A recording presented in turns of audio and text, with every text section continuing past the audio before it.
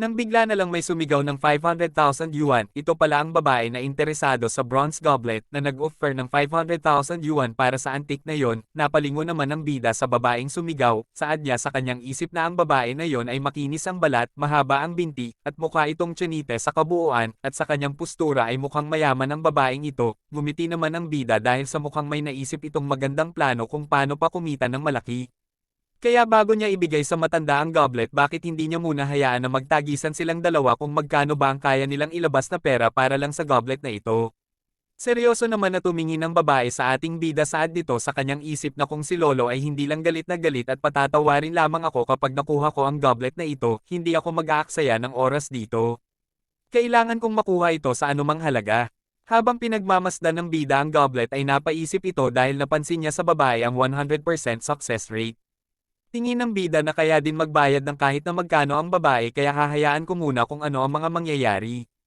Nang bigla na lang siyang may napansin at ito pala ang matabang tindero na nagbenta sa kanya ng bronze goblet at tinawag niya ito upang magpasalamat sa pagbenta sa kanya ng 2,000 yuan na antique na nagkakahalaga pala ng 550,000 yuan.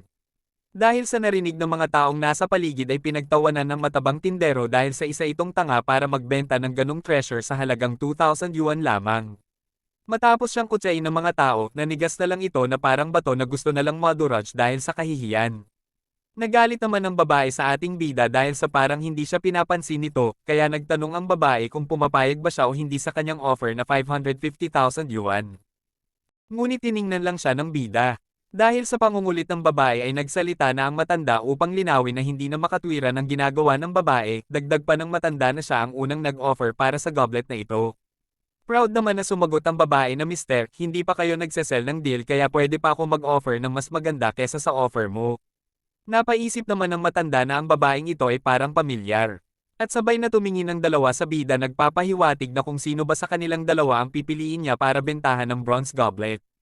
Natawa lang ang bida sa dalawa, saad pa nito na hindi ako pipili ng isa, bakit hindi na lang kayo ang mag-usap kung sino ba ang bibili ng goblet.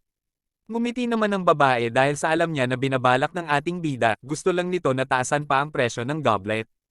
Muling tinaasa ng matanda ang presyo na umabot na ito ng 560,000 yuan, ngunit hindi naman nagpatalo ang babae at hinijitin pa niya ang presyo ng matanda, nagpatuloy lang sila na nagtagisan ng presyo hanggang sa umabot na ito ng 600,000 yuan. Nang tataasan pa sana ng matanda ang presyo na aabot na sana sa 700,000 yuan, nang siya ay natigilan dahil ang babaeng ito ay familiar sa kanya dahil kamukha nito ang kanyang kakilala na si Roger D. Menen. Masayang sumagot ang babae na ang tinutukoy ng matanda ay ang kanyang lolo, tumawa naman ng napakalakas ang matanda dahil kaibigan niya ito, kaya niya bibilhin ang goblet dahil ibibigay niya yon sa kanyang lolo, dagdag pa ng matanda na siya si Li Wigo na isang professor ng history sa University of Hangzhou. Katulad ng iyong lolo. Ikaw pala ang tinatawag niya na dati niyang kaibigan na kinukwento sa akin ng aking lolo. Nang bigla na lang pinutol ng bida ang usapan ng dalawa, saad nito na kung bibilhin niyo pang dalawa ang aking bronze goblet. Pagalit naman na sumagot ang babae na oo bibilhin ko yan. Habang tinutulak ng babae ang matanda ay sinabihan niya ito mag-ingat kayo dahil gusto ng kanyang lolo nagmagkape sila minsan at ipaubaya niya na lang muna ang goblet na iyon sa kanya. Natanggap na ng ating bida ang bayad sa kanya ng nagkakahalaga ng 600,000 yuan. Hindi naman makapaniwala ang bida na kumita siya ng 300 times sa kanyang nagastos. Inabot na ng bida ang goblet sa babae dahil sa bayad na ito, saad pa ng bida na siya ay isa ng milyonaryo, salamat sa kanyang skill na makakita ng success rate. Nang bigla na lang tumibok ang kanyang puso dahil sa nakita na niya ng malapitan ng babae na ubod pala ng ganda. Nagtangka naman ng bida na kunin ang WeChat ng babae.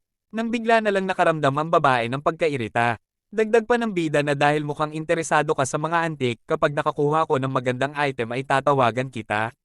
Nang bigla na lang nagpapogi ang ating bida upang ma-impress niya ang babae ngunit mukhang kinilabutan lang ito dahil sa ginagawa niya. Agad naman umatras ang babae upang layuan ng bida. Iritang sabi ng babae, sino ka bang lalaki ka? Sabay tingin sa nabili niyang goblet saad dito sa ating bida, sa tingin mo ba ikaw ang anak ng swerte? Isang bata na marunong lang magsalita ng mataas dagdag pa nito habang naiinis, akala mo ba ikaw ay mas matanda sa akin? Nagtanong naman ang bida sa kanyang system na anong posibilidad na mas bata sa akin ang babaeng ito, lumabas naman ang system na 0% success rate. Ngumiti naman ang bida sa kanyang nakita, saad nito sa kanyang isip. Ang babaeng sobrang proud sa sarili ay karapat-dapat na maging babae ko. Nagtaka naman ang babae dahil sa nakatingin lang sa kanya ang ating bida ngunit lingid sa kanyang kaalaman ay ginagamit na ng ating bida ang kanyang kakayahan upang malaman niya lahat tungkol sa kanya at patuloy pa rin ang bida sa paggamit ng kanyang kakayahan hanggang sa nainis na ang babae, kaya nagtanong na ito kung ano ang ginagawa niya. Pinatigil ng ating bida ang babae sa kanyang pagsisilita, saad ng bida na huwag siyang maingay at bigyan pa siya ng ilang minuto. Pinagpatuloy naman ng ating bida ang paggamit ng kanyang kakayahan. Hanggang sa nalaman na ng bida ang lahat-lahat tungkol sa babae. Nainis na ang babae at magtatangka na ito umalis dahil parang nagsisiyang lang siya ng oras dito. Habang papaalis ang babae, ay nagsaad ang bida na may hindi pa siya nasasabi sa babae. Saad pa ng bida sa babae na ipapakita niya tunay na Diyos. Dagdag pa ng bida na 20 taong gulang ka na sa taong ito, at ipinanganak ka sa katapusan ng Setyembre, tama ba ako, nang bigla na lang natigilan ng babae dahil sa narinig. Giniit pa ng bida. Nagulat ka ba kung paano ko nalaman ito? Syempre kalkulado ko na ito. Tumingin naman ang babae sa bida saad pa nito na anong biro ito. Tumawa naman ang bida habang pinagmamasdan niya itong umalis. Hanggang sinabi ng bida na ikaw ay ipinanganak noong hapon ng ika-30 ng Setyembre, bandang 3:30, na ikinabigla ng babae. Ngunit hindi ito pinansin ng babae at nagpatuloy itong umalis subalit pinigilan siya ng ating bida dahil hindi pa siya tapos sa kanyang sinasabi, saad ng bida, hindi 3:30, 3:24. Dagdag pa ng bida na pinanganak ka ng hapon ng September 30 at 3:24 at 36 na segundo rin. Pinagpawisan ng babae habang tinatawagan ng kanyang ina upang konpirmahin kung totoo ang lahat ng sinasabi ng bida sa kanya. Tinanong niya ang kanyang ina kung kailan siya pinanganak, sumagot naman ang ina niya na ito ay marahil tungkol sa 3:30 sa hapon noong ika-30 ng Setyembre, hindi mo na ba naalala? Sagot naman ng babae na, Ma'am, sige tanungin kita, 3:24 na PM ba ako pinanganak? Sinabi naman ng nanay ng babae na saglit lang titingnan ko sa birth certificate mo. Makalipas ang 3 minuto, sinabi ng ina ng babae na 3:24 at 36 na segundo. Laking gulat ng babae na nalaman na lang ng bida ang kanyang eksaktong kapanganakan, saad pa ng bida, sige, kung may gusto ka pang malaman itanong mo lang, nahihiya kasi ako kapag tinititigan mo ako ng ganyan. Saad pa ng dalaga na hindi ako dapat ma-curious sa pag-aaksaya ng oras sa'yo. Sabay tumalikod na ang babae upang iwanan na ang bida. Ngunit hinabol ng bida ang babae at lumipat ito sa harapan ni Ching Ching, saad pa ng bida na nagbibiro lang siya at hula niya lang yon. Napangiti na lang si Ching Ching dahil sa inis. Galit naman na dinetdat ni Ching Ching ang balikat ng bida, saad pa nito na tumpak ka sa lahat ng mga sinasabi mo sa akin at ngayon sasabihin mo na nanghuhula ka lang, dagdag pa ng babae na tinatreto mo akong tanga. Ngumiti lang ang bida sa babae dahil sa gumaganda lalo ito kapag ito ay nagagalit. Masaya namang sinabi ng bida na sige kalimutan mo na, hindi ako nagbibiro, nagsasabi ako ng totoo, ginawa ko talaga ang kalkulasyon na iyon. Tanong naman ni Ching Ching na kung seryoso ba ang bida na isa siyang manghuhula. Sumagot naman ng bida, habang nakasuot ng damit na pang manghuhula, hindi lahat ng manghuhula ay sinungaling. Hindi mo ba nakita ang pamamaraan ko? Dagdag pa ng bida, kung tama ako, itim ang suot mo ngayon, namula naman ang babae dahil sa sinabi ng bida. At nagkatitigan ng dalawa nang ginamit na naman ng bida ang kanyang kakayahan na manghula upang malaman kung may boyfriend na ito. Tingin ng ating bida sa ganda nito ay napakaraming manliligaw nito at nakakasiguro siya na may boyfriend na ito. Subalit ikinagalit ng babae ang pagtitig ng bida sa kanya, ngunit nagulat ang bida sa kanyang nakita na 100% success rate na walang boyfriend ang babaeng ito. Halos mapatalo ng bida sa kanyang nalaman na never pa na in love ang babaeng ito. Nang inig naman si Ching Ching sa kanyang narinig saad pa nito na, anong sabi mo? Nang napansin ng babae na andito pa ang kaibigan ng kanyang lolo. Sinabi naman ng bida habang nagpapakol sa babae, hindi mo ba naintindihan ang mga sinabi ko sa'yo? Subalit hindi sumagot ang babae at hinayla lang siya upang umalis na sa lugar dahil gusto niya itong makausap ng dalawa lang sila. At tuluyan na silang tumakbo papaalis sa lugar. Nang makarating sila sa lugar na sila lang dalawa ay sinipa ng babae ang pader, saad nito paano mo nalaman lahat-lahat sa akin? Sumagot naman ng bida na tinaas ko lang ang daliri ko at nagbilang.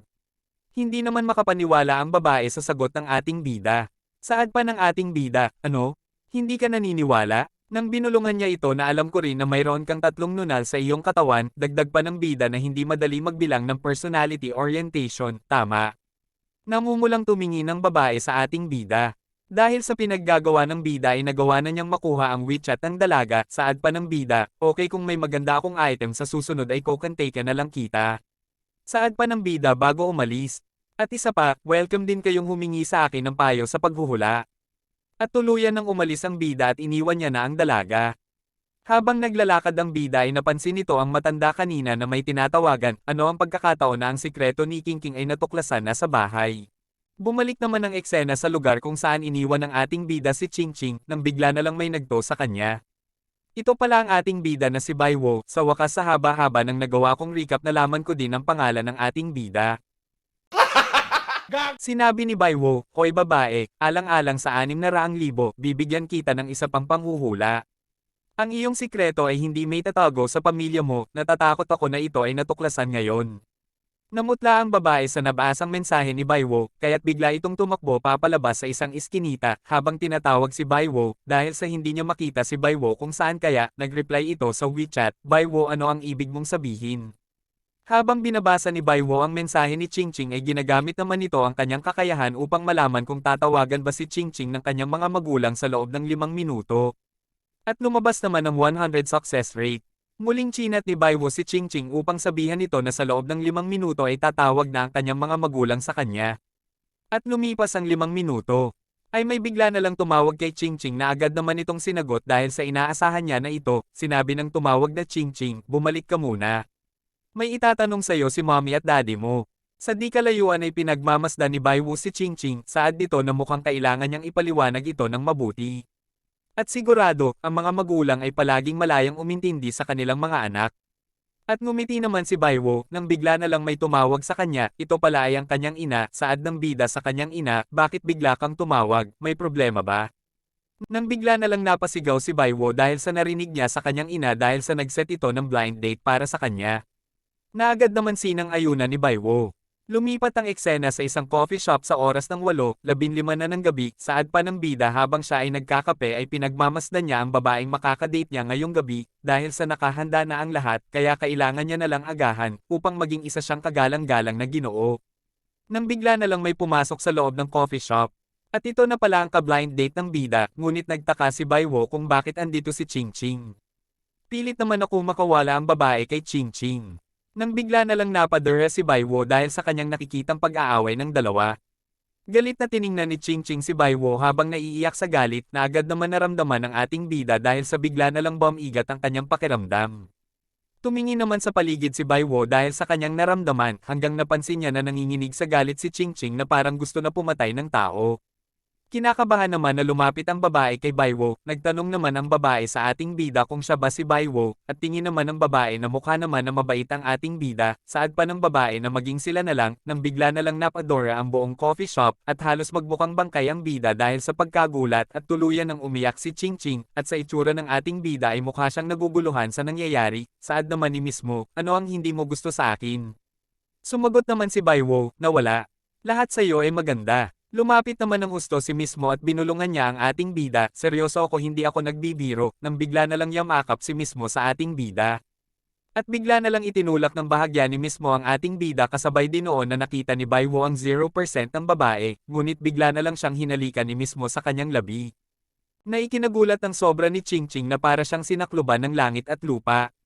Matapos ang halikan ay nag-aya na si mismo na umalis, ngunit nagtatakang nagtanong ang bida na kung saan sila pupunta, sumagot naman si mismo na pupunta sila sa kanilang bahay upang makita siya ng kanyang mga magulang, at makikita natin na tumatakbo na palabas si Chingching, saad naman ni Baiwo na si mismo ay hindi talaga masaya, lahat ng pinakita ni mismo ay puro kasinungalingan lamang, ginamit lamang siya upang sumuko na si Chingching sa kanya. Dagdag pa ng bida habang pinupunasan ng kanyang labi, "Kahit na sinamantala ko ito, ngunit sa kanyang awa kahit papaano nakakaramdam pa rin ako ng kaunting mali." Seryoso naman na nagkatitigan ng dalawa, at tumayo na si Miss Muir habang tinitingnan pa rin siya ng bida, habang papaalis ay tinanong ni mismo kung gusto pa nito na pumunta sa kanilang bahay, agad naman na ginamit ng bida ang kanyang kakayahan kung totoo ang sinasabi ni mismo sa kanya, nakita naman ni Baiwo ang 100% success rate. Ngunit nagtataka ito dahil ang alam niya ay ginamit lang siyang panangga ni mismo, pero totoong pala na naghahanap siya ng boyfriend, tinawag naman ni Baiwo si Miss Muir, agad naman na lumingon si mismo, saad pa nito, "Ano? Nakuha mo na ang lahat ng pakinabang, at ngayon, gusto mo bang pagsisihan ito?" Galit naman na sinabi ng bida sa kanyang isip, "Ikaw ang unang gumawa ng ganoon sa akin, hindi ko naman gustong kunin yon." Nanlaki naman ang mata ng ating bida nang makita niya na umiiyak si Miss Muir. Saad naman ni Baiwo sa kanyang isip, hindi ba nangangako ako na liligawan siya, bakit naging ganito, ano ang iniisip ni Muyears na ito, lumipat naman ang eksena sa bahay ni Miss Muyer, sa loob ng bahay ay tinawag na ni Miss Muyer ang kanyang mga magulang. Habang galit na papalapit ang nanay ni Miss Muyer, sinabi nito na hindi ka ba pupunta sa blind date. Sumagot naman si Miss Muyer at pinakilala na si Baiwo na kanyang boyfriend. Sumagot naman si Baiwo habang nanginginig sa takot, "Hello auntie," saad naman ng bida sa kanyang isip habang siya ay pinagpapawisan ng husto dahil sa kabang nararamdaman. "Pumunta ako dito dahil napakalambot ng puso ko, ako ay hinayla sa isang maling desisyon, paano ako kikilos sa kanya ngayon," dagdag pa ng ating bida.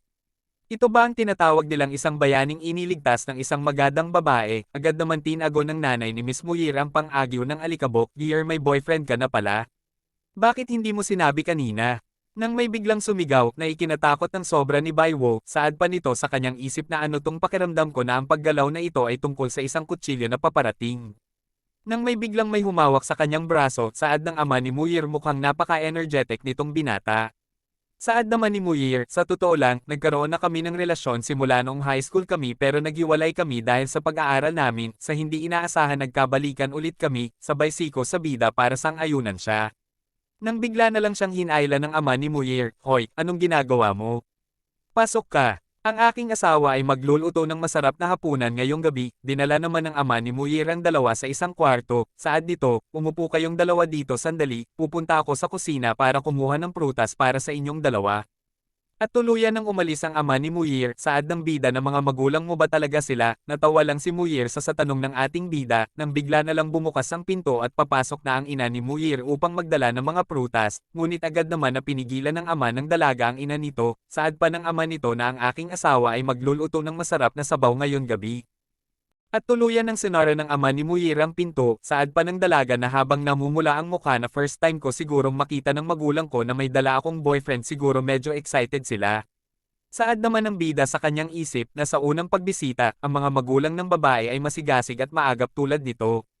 Habang sa pintuan ng kwarto ng kanilang anak ay anda ng mag-asawa upang pakinggan kung ano na ang nangyayari sa loob, saad pa ng ama ng dalaga, "Bakit walang galaw? Magandang pagkakataon ito, bakit hindi na lang nila gawin?" Galit naman na sinabi ng ina ni Muyer, "Ano? Hindi ka ba natatakot sa pagnanasa ng batang iyan, paano kung may gawing di maganda sa ating Year?" Nang biglang tinakpan ng ama ni Year ang bibig ng kanyang ina, saad pa ng ama ni Year, "Manahimik ka, hindi natin hahayaang maabutan yang batang yan." Nang inilabas na ng ama ni Year ang kanyang kitchen knife, dagdag pa nito na maniwala ka man o hindi, makatitiyak kang naihanda ko na ito, kung talagang maglakas loob ang batang iyon. Saad naman ng bida, "Nalilito ako at nasangkot sa ganitong bagay. Kaya linawin muna natin sa kanya." Sinubukan ni Baiwo na lapitan si Muyer.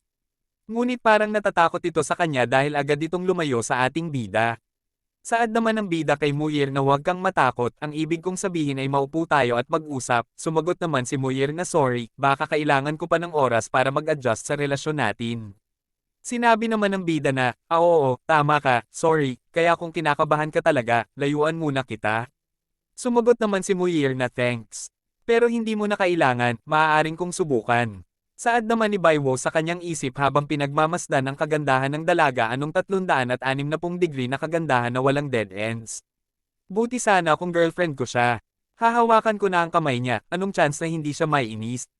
Lumabas naman ng 80% success rate. Tapos yayakapin ko siya. Lumabas naman ng 76% success rate. Pwede ko ba siyang halikan?